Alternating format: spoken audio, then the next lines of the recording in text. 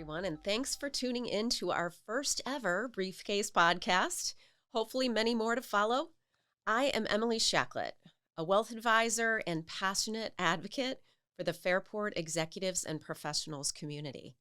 Today, I come to you with a topic that seems to be at the top of a lot of people's minds these days: IRAs. Over the last few months, I've had many longtime clients, family members, friends of the firm asking me lots and lots of questions about IRAs.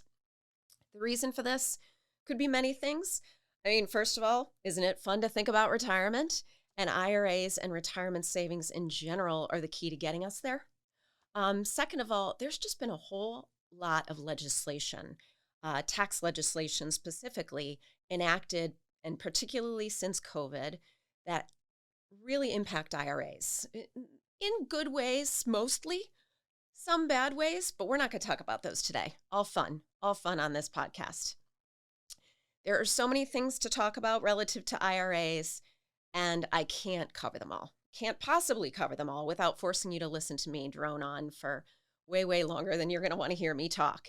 So I'm going to pick just a few interesting topics to cover that I think you will enjoy.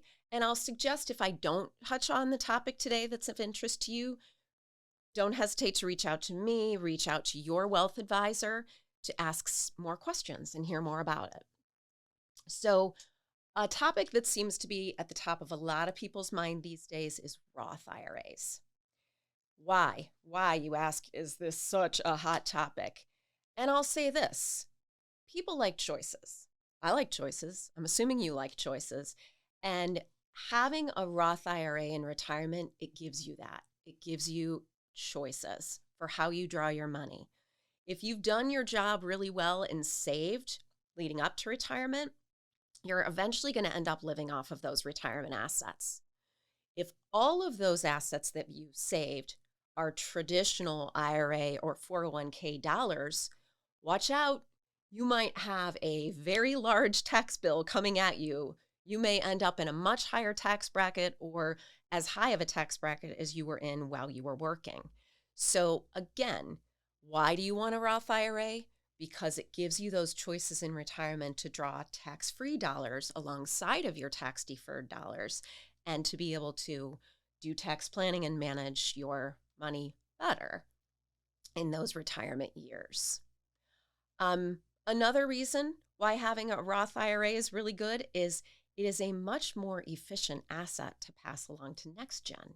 So if you're fortunate enough to live out your long life on your retirement assets and still have money to pass along to the next gen, they'll be much happier inheriting a Roth IRA than they would a traditional IRA. So again, what can I say about these Roth IRAs? So many things. I am not going to cover them all, I can assure you. But if I spark your interest in the Roth IRA topic and you want to hear more, don't hesitate to reach out to me or your wealth advisor to ask more questions. So here's what I will say about Roths. Number one, the basics. This year, you can contribute up to $7,000 to a Roth IRA or $8,000 if you happen to be 50 plus like I am. But there are some earned income limitations on contributing to Roth IRAs. And if you're a single filer, that's $153,000 or less. And if you're a joint filer, that's $228,000 or less. So it's pretty limiting. You ask, does that mean, oh darn, Roth IRAs are not something that I can participate in? And the answer to that is no. There are other ways to participate in a Roth IRA besides just typical contributions. Number one, if you work for a company and your company offers a Roth 401k, there are no income limitations on contributing to those Roth 401ks. So yes, you can do that. You can contribute to your Roth 401k. Another option here is if you don't have traditional IRA balances and you want to consider a technique called a backdoor Roth conversion. Now, let me start by saying this is a tricky process, rife with opportunities to make a mistake that could be costly. So if you're thinking about going down this path, be sure to consult your wealth advisor and your CPA to follow all the rules and to do things right. But the quick, long, and short of a backdoor Roth is you can make after-tax traditional IRA contributions at any income level. And those after-tax contributions can then, in the future, be converted to Roth without significant tax implication if you play your cards right. So again, think about a backdoor Roth conversion, but don't forget to ask all the right questions because it's rife with abilities to make mistakes. Another way to participate in a Roth is to think about a Roth conversion. A typical Roth conversion does involve paying taxes. And you say to me, Emily, why would you ever suggest that I give the IRS my tax money any sooner than I need to? Well, again, there are good times and good reasons to think about doing Roth conversions. And yes, front-loading your tax to the IRS so that you can have choices in retirement. So don't let the taxes be a deal breaker, and particularly not now. As you may recall, about 8 years ago, some really significant tax legislation was passed that actually brought down tax rates to some extent. Because that tax legislation was so sweeping, it's got a sunset provision in it. So it will poof on December 31st of 2025, and those tax rates will go back up. So these next few years could be formative times and great opportunities to go ahead and consider some of these Roth conversions while you're still in a slightly lower rate environment. Now, I caveat that by saying you probably want to employ a good practice of, number one, managing your current tax bracket. So trying to do these Roth conversions while keeping yourself in the same or a slightly higher bracket. And number two, if you happen to be of Medicare age, 65 plus, there's a whole nother animal to consider, which is the Medicare cost brackets. We fondly refer to them as IRMA, IRMAA. And if you give yourself too much taxable income, you could end up paying a lot more for Medicare than you had planned. So make sure you're keeping those things in mind and considering them as you're employing Roth conversions. Few times of life that I've found when Roth conversions can be most beneficial or make the most sense. Couple things. First of all, if you're among the growing number of people that are either retiring early, aka before required minimum distribution age, or if you are slowing down, say going into an encore career or working less hours and therefore a reduced pay amount, those are typically really good times to consider a Roth conversion because you're in a lower bracket than you were when you were working. And then furthermore, you haven't started to kick in those required minimum distributions from your IRA, which will produce taxable income. So that's a great time to consider those Roth conversions. Another time, very interesting time, which can be very fruitful, is if you're starting a business. A lot of times what we find is when people are starting out with a business, those first couple of years, there could be a lot of startup costs to the extent that you're somewhat break even on the income basis or even reporting net losses.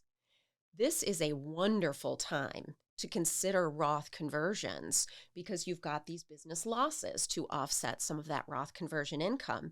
And you can do conversions with little or even in some cases no tax implication. So make sure you don't miss those types of opportunities to consider a Roth conversion.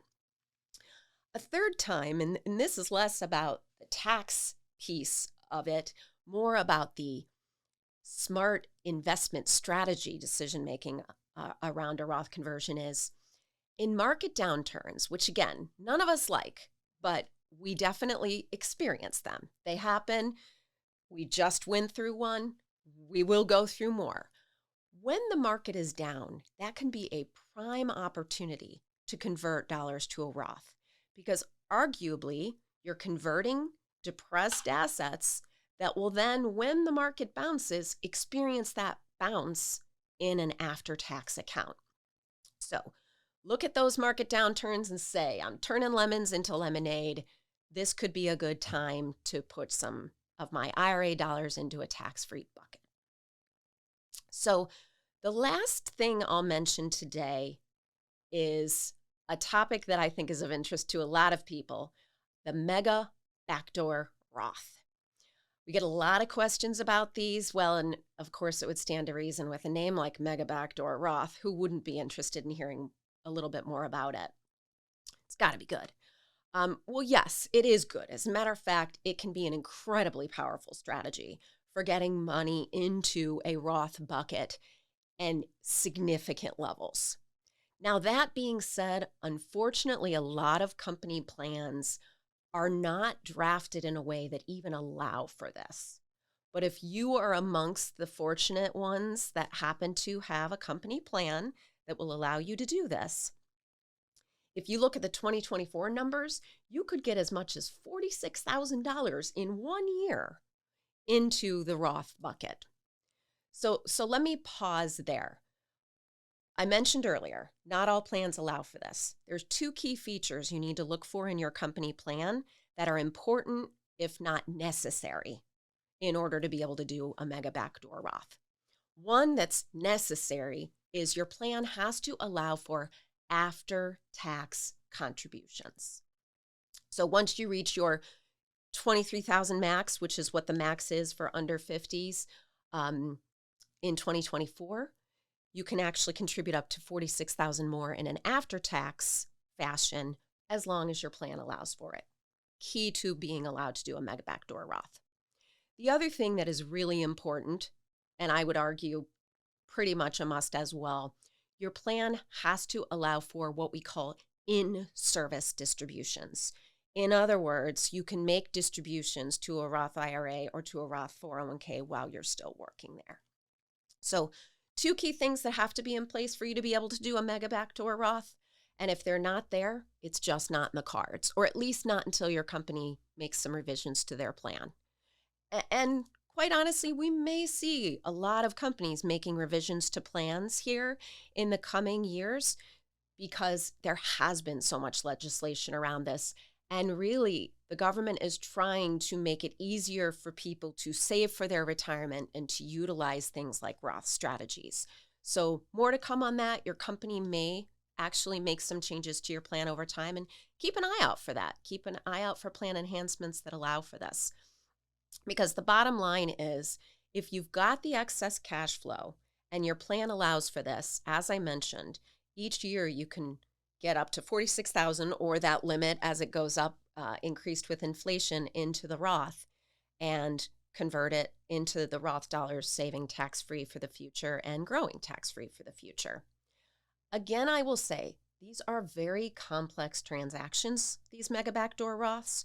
So make sure that before you even start down the path, that you are consulting with your plan administrator and or your wealth advisor and or your CPA so that the transaction is handled properly and you don't fall into any of those pitfalls that can implode the actual tax benefits of the decision.